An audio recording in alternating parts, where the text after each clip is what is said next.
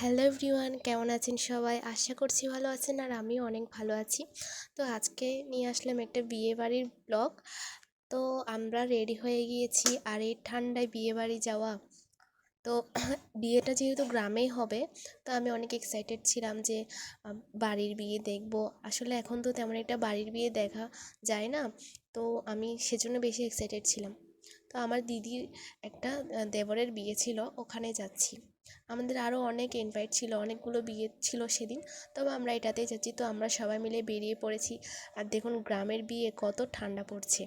তো আমরা ফার্স্টে দিদিদের বাসায় চলে এসেছি, আর যেহেতু বাড়ি থেকে সব বিয়ে হচ্ছে, ওদের বাড়ির অবস্থা অনেক বেশি খারাপ, চারিদিকে সব ছড়িয়ে ছিটিয়ে আছে। যেহেতু বিয়েটা বাড়িতেই হচ্ছে, তাই অনেক মেহমান, যার কারণে এসব। এখন আমরা চলে এসেছি বিয়ের প্যান্ডেলে।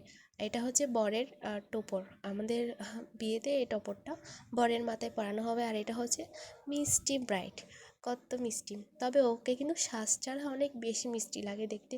অবশ্যই আমার এই ভিডিওতে তোমরা সবাই ওকে দেখতে পাবে। আর সবাই এসেছে বিয়ে দেখতে, গ্রামের সবাই এসেছে সুন্দরভাবে।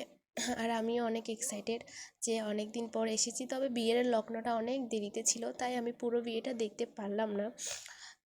আর এটা হচ্ছে বিয়ের আসর, যেখানে ওদের বিয়েটা হবে। বিয়ের লগ্ন মনে হয় 11:30 নাকি 12টায় শুরু হবে বিয়ে। তো অতক্ষণ তো আমাদের আসলে থাকা সম্ভব না, যেহেতু আরও ঠান্ডা পড়ছে শীতের মধ্যে। আর এটা হচ্ছে আমাদের মিষ্টি একটা বাবু। তো দেখুন, আর জাস্ট কোনো ভিডিও নিতে পারলাম না। এবার বাসায় চলে এসেছি। তো আমি ফার্স্টে শাড়িটা চেঞ্জ করে নিয়েছি, এখন মুখটা ধুয়ে নেব। আসলে এত জ্যাম ছিল বা এত ব্যস্ত ছিলাম ওখানে, আর কোনো ভিডিও নিতে পারিনি। তো এখন ফ্রেশ হয়ে নিয়েছি। আর আমার মুখে না কয়েকদিন ধরে অনেক প্রোগ্রাম থাকার কারণে আমার বেশি মেকআপ করা হচ্ছে, যার কারণে মুখের অবস্থা প্রচুর খারাপ। তো এটা হচ্ছে পরের দিনের ব্লগ। আমরা আবারও চলে গিয়েছি ওদের বাসায়, মানে দিদিদের বাসায়। আমি আর তোমাদের দাদাভাই মিলে এখন বের হচ্ছি, সবাই ওখানে আছে। তবে আমরা চলে এসেছিলাম রাত্রে। তো এখন পরের দিন যাচ্ছি, যেহেতু অনুষ্ঠান আছে আবার আরও একটা। আমাদের তো রিসেপশনে ছিল, তো এখন আমরা বেরিয়ে পড়েছি, তাও বাড়িতেই হবে। আর দেখো, তেমন একটা প্রোগ্রাম করে হচ্ছিল না, ছোটোখাটোভাবে হয়েছিল। তো নতুন বউকেও তোমরা দেখতে পাবে কী পরিমাণ যে ঠান্ডা বাতাস আসতেছে, যার কারণে আমি অনেক দিন অসুস্থ ছিলাম। এই বিয়েতে গিয়েছি, গাড়িতে ঠান্ডা হাওয়া লেগেছে, যার কারণে আমার মানে অসুখ হয়ে গিয়েছিল। এখনও গলাটা পুরোপুরি ভালো হয়নি, তোমরা আমার ভয়েস দেখেই বুঝতে পারছো। তো দেখো, গ্রামীণ পরিবেশের ওয়েদারটা কিন্তু অনেক বেশি সুন্দর। এটা হচ্ছে রিসেপশনের ব্লগ দিব।